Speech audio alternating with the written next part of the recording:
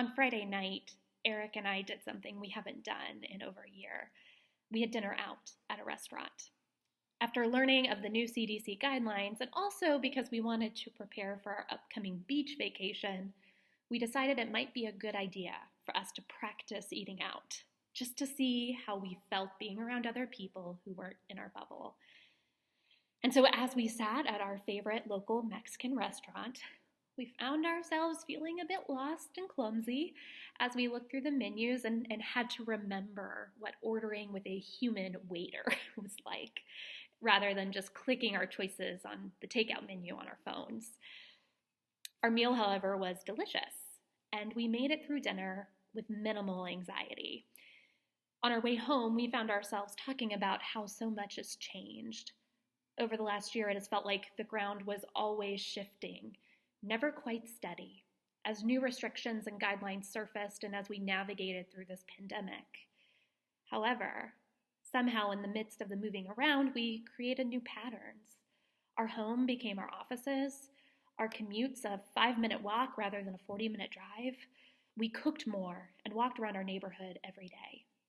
And now it feels like those patterns are shifting again as the world begins to open back up and we can sit outside at a table with friends and break bread. Fans are allowed back at sporting events and concerts, and as our children and teachers are making their way back into school buildings. And even though this is good news and the restrictions are cautiously being lifted, it does not take the worry and the anxiety away that has been embedded itself in our hearts. So much so that after eating out at a restaurant without being too anxious, we celebrated with snowballs before headed home. It's hard to keep up when the ground beneath our feet always feels like it's shifting. And so as I read our Luke passage for today, I found myself thinking a lot about the disciples and how they must have felt. The last few weeks of their lives must have been a blur. Their leader, rabbi, and friend was not only murdered by the state, but also rose again. That must have been a bit mind-boggling, to say the least. And at the same time, they were concerned that they would be found and also killed for their beliefs and actions. So they hid and disguised themselves.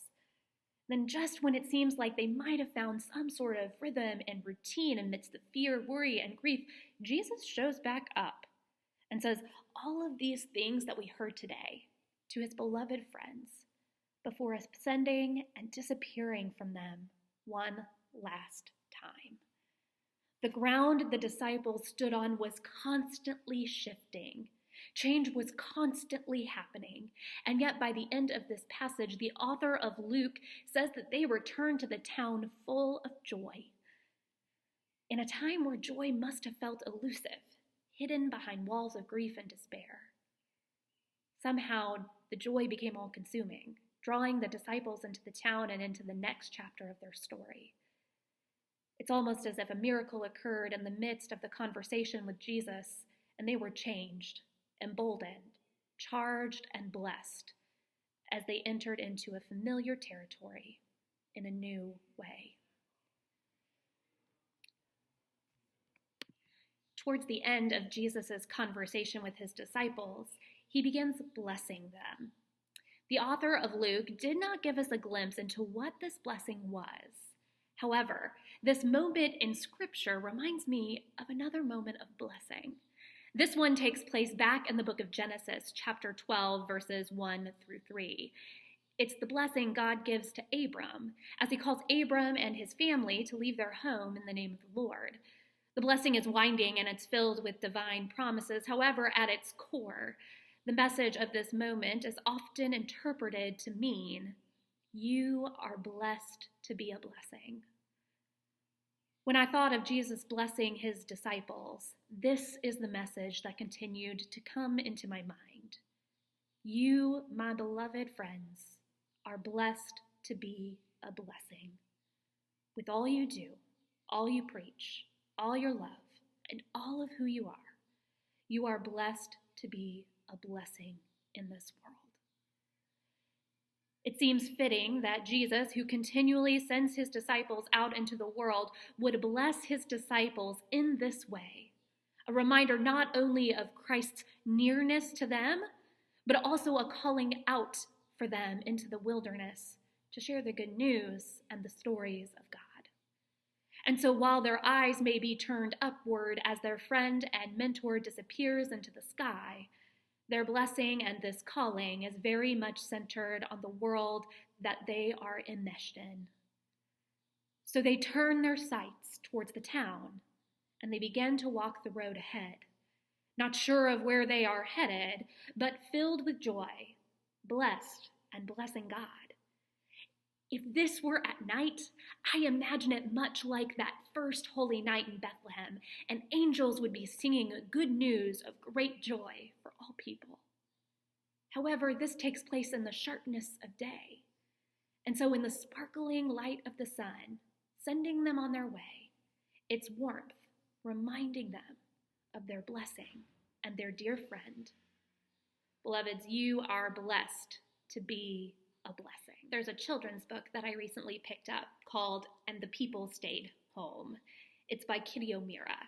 It's a story of the lockdown and all the ways that folks who were privileged enough to stay home, how they sought shelter during the worst of this pandemic. In a simple yet moving poem, this picture book is filled with images of how people stayed home and slowed down.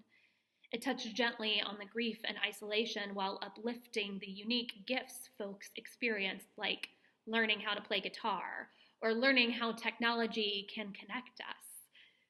The last couple pages of this book are what I found the most striking.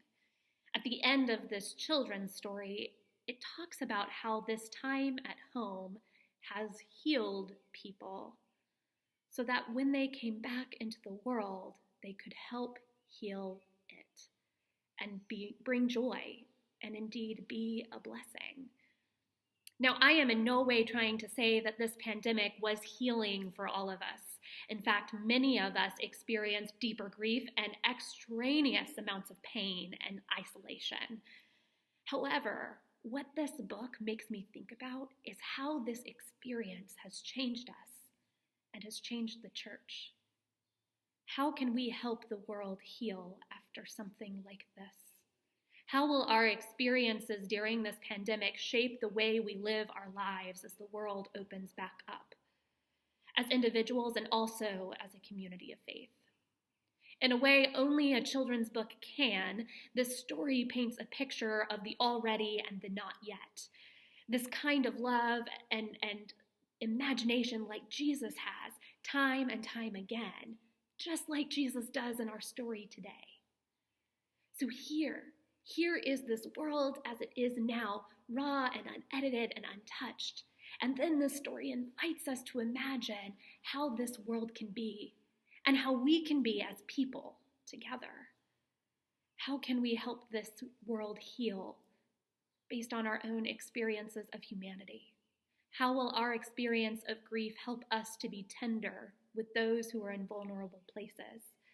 How will our experiences with loneliness and isolation shape how we connect with one another and see the Imago Dei in all the people we meet? How will all these new skills and instruments and knowledge that we learned during this time shape the way we live in our society? Will we let this experience change us to be more tender, more loving, more just, and filled with grace? As the ground shifts beneath our feet once more and restrictions are being lifted, I wonder how you will live differently after this experience. Much like the disciples who are headed back into town, things are going back and being changed. And rather than a laundry list of things to do in our scripture today, Jesus' final words are ones of blessing. So may this moment, this blessing of the disciples, may it be a reminder to us that in the midst of uncertainty and the shifting ground beneath our feet, that God is continually whispering into our ears, "Beloved, you are blessed to be a blessing."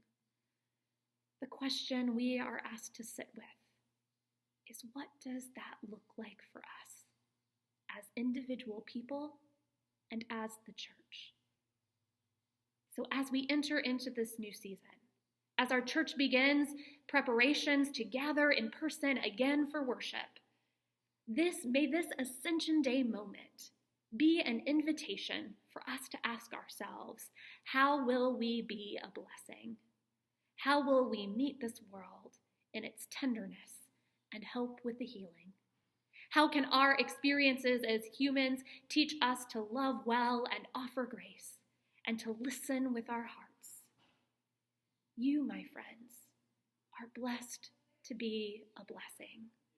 And this is good news. Thanks be to God.